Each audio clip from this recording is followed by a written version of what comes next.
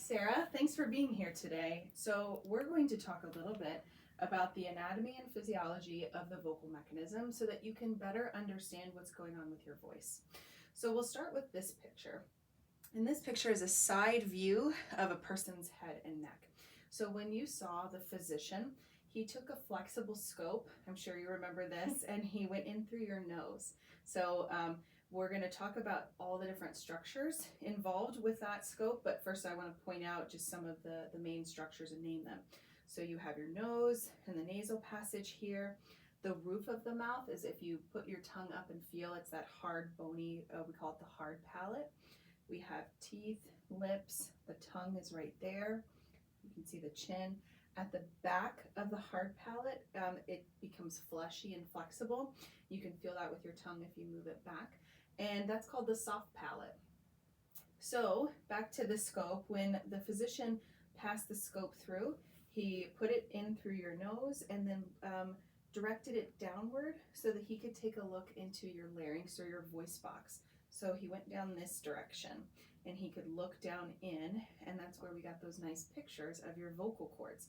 So when the scope was down here, it pointed downward and you can see the flexible cartilage right there. That's called the epiglottis. It flips over when you swallow so that your airway is protected. Okay? So your airways down here, that's called your trachea. The vocal cords, you might hear us refer to them as the vocal folds. Same thing, you can use either term, are sitting right at the top of the airway.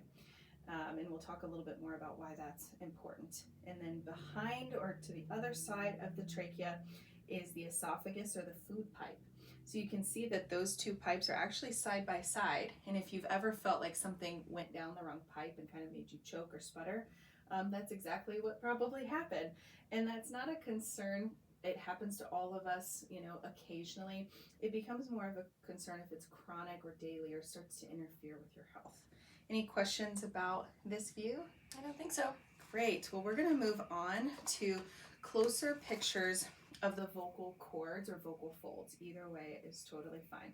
So this is a bird's eye view. So this is similar to what the physician saw when he put the scope in and could see the vocal cords from above. Some things to point out: the vocal cords are shaped like a V. They're connected at the front of your body, and then they're open at the back of your body. So this is what it looks like when you're breathing. So right now, you're not speaking, not making any sound. This is what your vocal cords look like. They're open to allow the easy flow of air. And you can see down between the vocal cords, that's your trachea. So your vocal cords sit on top of your airway. Then when it's time to speak or sing or make any sort of sound, the vocal cords come together and they close, and then the airflow goes through them and that sets them into vibration. So that's how you make sound. Some other things to point out with these vocal cords: the color is nice and white. That's a good sign of health. We want our vocal cords to be white to show that they are hydrated. Red would mean that they're more irritated, maybe dry. We want the vocal folds to look nice and straight, so no bumps or lumps or curvature to the vocal folds. That means that when they come together completely, no gaps between them, and then they can vibrate effectively. Any questions about that? Nope. Great. And then the last picture that we'll look at here is kind of putting the whole system together.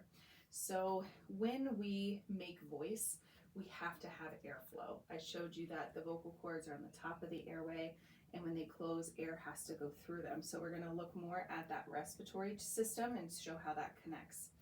Down here at the bottom of this picture, that curved muscle, it's like a dome-shaped muscle, and it's right about here.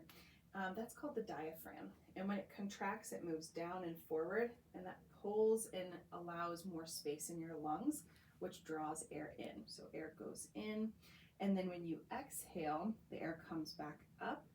The vocal cords close, they vibrate, and then the air through takes that sound, takes it up and forward, and you turn it into speech. So that's how the whole system works together.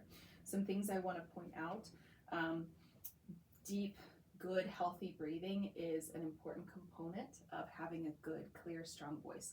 So sometimes when we have a voice that's not very strong, or it's rough or not quite coming out very well, The problem might be with the breathing. We're not getting enough airflow, because airflow is the power behind the voice. Right here in the larynx or the voice box, if we have too much tightness or tension and we're squeezing, that air and that sound really gets trapped in there and not enough comes up and forward. So that's another thing that we sometimes work on. And I mentioned that the airflow moves the sound up and forward, and then we turn it into speech with our mouth and our nose. We also use these spaces for resonance, which really just means that that sound moves up and kind of bounces around, and it gets filtered and it gets clarified. So we use these structures in our mouth and our nose to help filter the sound so that it's smooth and clear, and we call that resonance. So in order to produce a clear, strong voice, we have to have respiration, vibration, or another word for that is phonation at the level of the vocal folds, and then resonance is what we do with the sound with these spaces up and forward. Any questions about that? Nope.